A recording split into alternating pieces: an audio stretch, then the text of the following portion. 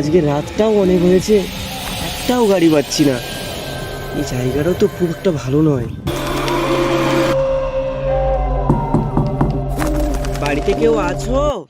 কেউ আছো গো? কি হয়েছে? এত রাতে কে তুমি বাবা? আমার পাশের গ্রামেই চেম্বার।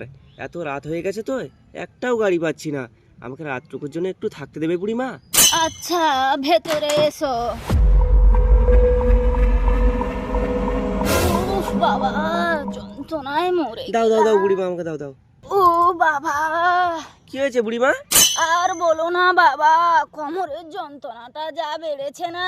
ও এই সমস্যা, চিন্তা করতে হবে না, আমি চেক করে দিচ্ছি।